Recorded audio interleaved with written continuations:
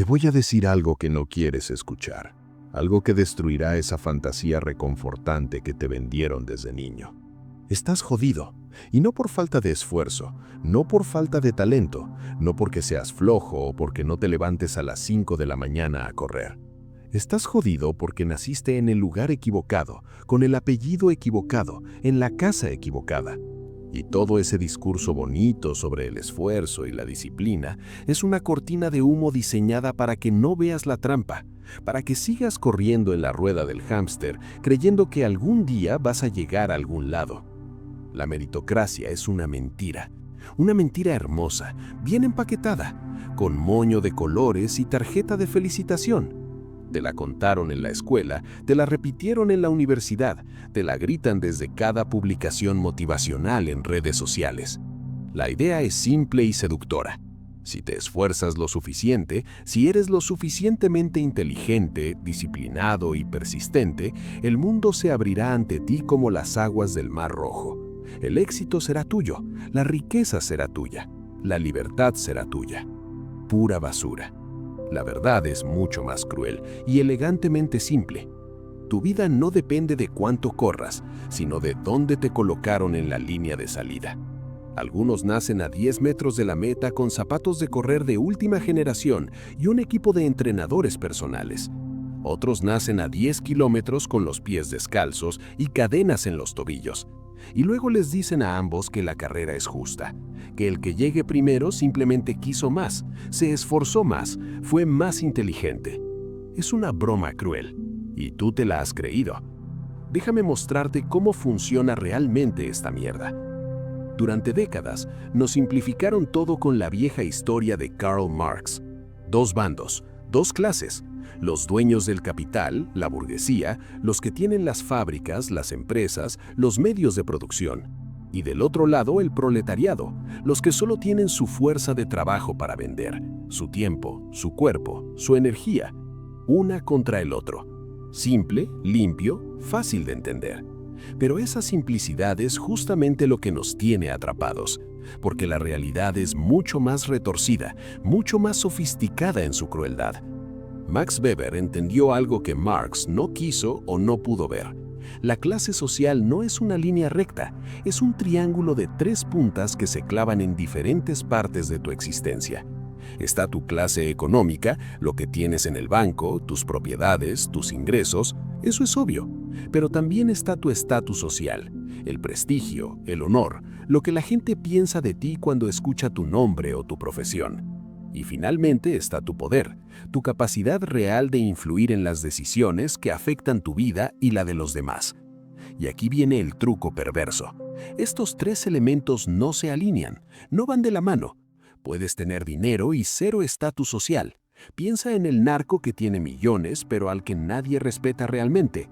O en el influencer que gana fortunas vendiendo estupideces pero que culturalmente es un chiste. Por otro lado, tienes al profesor universitario, al investigador, al artista reconocido. Gente con un estatus social alto, con prestigio real, pero que vive con un sueldo que apenas le alcanza para pagar la renta. Eres la suma de tu dinero, tu apellido y tus contactos. Y la mezcla de estos elementos es lo que realmente decide en qué casilla te mete el sistema. Pero el verdadero asesino silencioso, el factor que nadie ve pero que determina todo, es algo que un sociólogo francés llamado Pierre Bourdieu identificó con precisión quirúrgica. Lo llamó capital cultural. Tu capital cultural no es solo lo que sabes, es cómo hablas, cómo te vistes, qué música escuchas, qué libros has leído o finges haber leído, qué vino pides en una cena de negocios, cómo sostienes los cubiertos, qué chistes entiendes y cuáles no. Es el mapa mental invisible que tus padres te transmitieron sin que te dieras cuenta. Es saber moverse en ciertos espacios sin que nadie te lo explique porque ya lo absorbiste osmóticamente desde la infancia. No es lo mismo sacarte un título universitario pagando cada semestre con el sudor de tu frente y las horas extras de tu madre que obtener ese mismo título en una universidad de élite, donde desde el primer día ya conoces a los futuros directores de las empresas más importantes del país, donde tus compañeros de clase son los hijos de ministros, empresarios, diplomáticos, donde las conversaciones de pasillo son entrevistas de trabajo disfrazadas de amistad. El dinero es visible, el capital cultural no es visible, y por eso es tan letal. Es el código de acceso a los círculos donde realmente se toman las decisiones. Es la razón por la que hay familias que, incluso sin grandes fortunas inmediatas, mantienen el poder durante generaciones, porque heredan las redes, el lenguaje, las formas, heredan el manual de instrucciones que al resto nunca le dieron. Y ese capital cultural se traduce en capital social. No hablamos de tener amigos, hablamos de pertenecer a redes institucionalizadas que funcionan como ascensores privados hacia arriba. Las universidades de élite no son solo lugares de estudio, son clubes exclusivos donde se tejen las alianzas del futuro.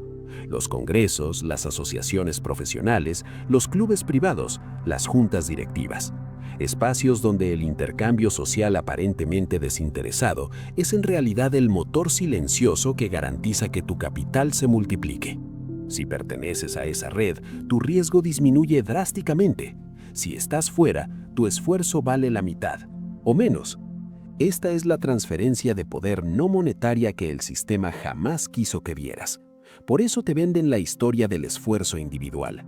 Porque mientras tú estás ahí, corriendo como idiota en tu rueda, ellos están en una sala con aire acondicionado decidiendo quién va a correr, dónde y por cuánto tiempo. Hablemos de la educación, el supuesto gran ascensor social, la llave mágica que abre todas las puertas. Más mentiras. La educación es necesaria, sí, pero funciona como un filtro sofisticado diseñado para mantener la estructura intacta. El sistema educativo no premia solo el esfuerzo, premia la familiaridad con el código cultural dominante.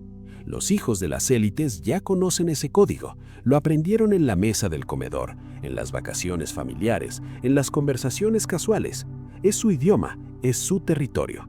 Pero el hijo de la clase vulnerable tiene que hacer un doble esfuerzo.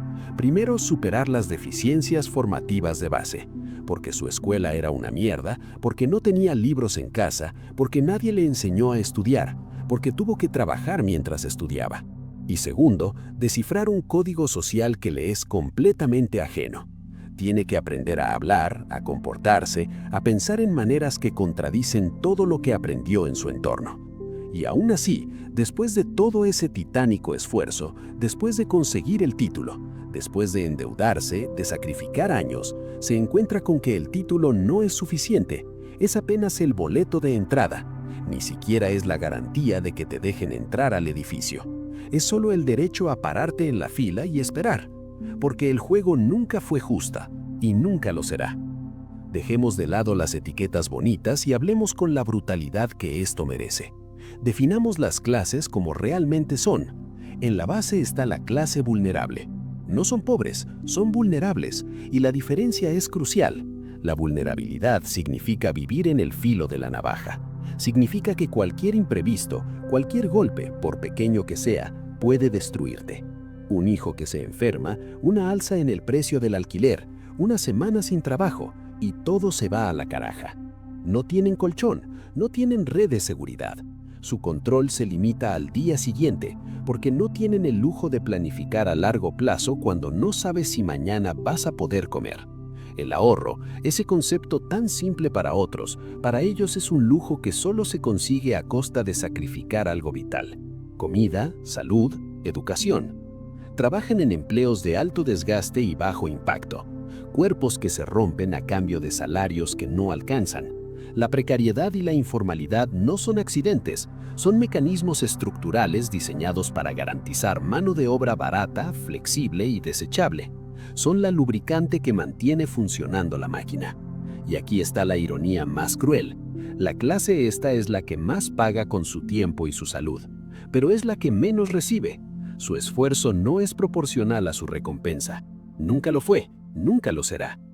Y dentro de esta clase vulnerable hay una capa aún más frágil, la economía informal, los que trabajan sin contratos, sin seguridad social, sin derechos, vendedores ambulantes, repartidores explotados por aplicaciones, empleados de negocios que operan al margen de la ley.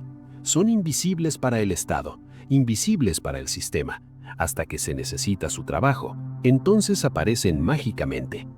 Esta invisibilidad es su condena. Cuando la economía se contrae, ellos son los primeros en caer y los últimos en recibir ayuda. La precariedad laboral no es un problema individual, es un mecanismo estructural que mantiene a millones en la incertidumbre crónica mientras beneficia a otros con mano de obra flexible y desechable. Y luego está el fenómeno perverso de las nuevas generaciones, la sobrecalificación precaria. Hijos de la clase vulnerable que hicieron todo bien, estudiaron, se sacrificaron, se endeudaron, consiguieron el título y ahora están trabajando en el mismo lugar que sus padres, ganando lo mismo o menos, pero con una frustración y una deuda que los ahoga. El título ya no es el seguro que prometieron, es solo el boleto a un juego donde las reglas ya cambiaron. Ahora la clase media, el teatro, la trampa más elaborada del sistema. Porque la clase media no es una, son dos, y la diferencia entre ellas es abismal. La clase media baja vive en la cuerda floja de la deuda. Su ingreso alcanza para lo básico, sí, para la renta, la comida, los servicios, pero no tienen margen, no tienen respiro. Un problema grande, una emergencia médica, un despido y todo se derrumba. Su definición más precisa es vulnerabilidad aspiracional. Quieren ser clase media alta, creen que lo son, pero en realidad están a un mes de caer. Tienen un empleo formal, un coche financiado, quizá están pagando una casa, pero su ahorro no supera los 3 meses de gastos. Y son clase media no por su ingreso real, sino por su acceso al crédito. Viven del apalancamiento, de la ilusión. Compran el estatus que no tienen, pagan religiosamente sus deudas y el miedo a caer es su combustible.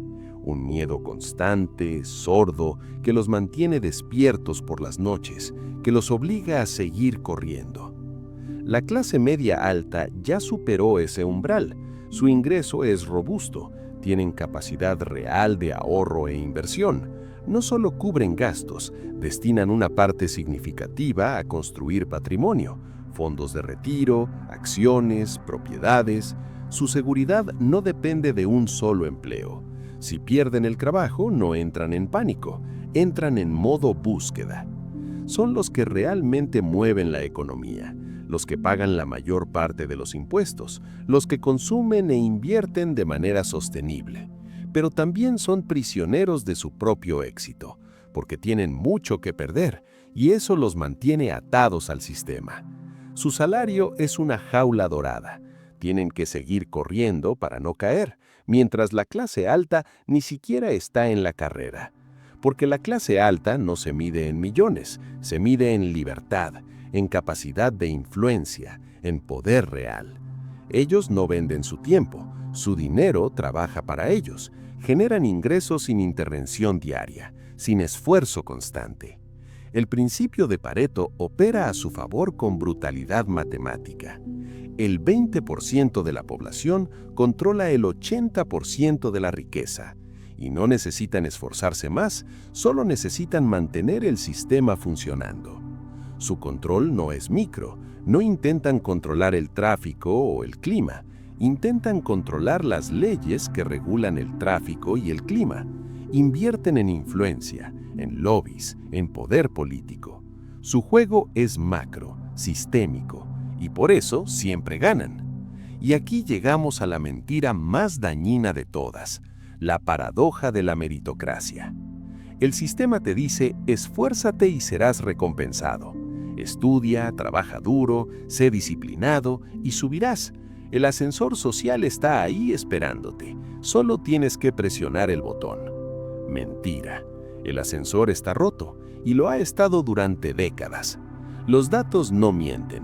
El coeficiente de Gini, ese índice que mide la desigualdad, nos grita la verdad en la cara. En nuestras sociedades la desigualdad no es alta, es estructural, es histórica, se remonta a siglos. Se necesitan varias generaciones para que un hijo de clase vulnerable alcance el nivel de ingresos medio. Varias generaciones, no una vida, varias vidas. Y el factor más predictivo de tu futuro no es tu inteligencia, no es tu esfuerzo, no es tu disciplina, es tu origen familiar. ¿Dónde naciste? ¿Quiénes son tus padres? ¿Qué apellido llevas? El hijo del rico hereda una ventaja descomunal. No solo dinero, hereda redes, contactos, códigos, oportunidades que ni siquiera necesita buscar porque llegan solas, y esa ventaja se perpetúa, se multiplica, se consolida. Intentar controlar ese ascenso creyendo que solo depende de ti es condenarte a la ansiedad crónica del meritocrata. Te desgastas persiguiendo un objetivo que está condicionado por variables fuera de tu control. La inflación, las políticas, la economía global, el apellido de tu jefe. Marco Aurelio lo dijo hace 2000 años y sigue siendo verdad. Tienes poder sobre tu mente, no sobre los acontecimientos. Date cuenta de esto y encontrarás fuerza. Deja de gastar tu energía intentando controlar el mar. Concéntrate en lo único que realmente puedes controlar: tu voluntad, tus acciones, tu respuesta. Hemos llegado al final y la conclusión es brutal pero necesaria. No vivimos en una sociedad de clases, vivimos en un sistema de castas moderno. La clase no se hereda solo con dinero, se hereda con redes, apellidos, códigos culturales y acceso institucional.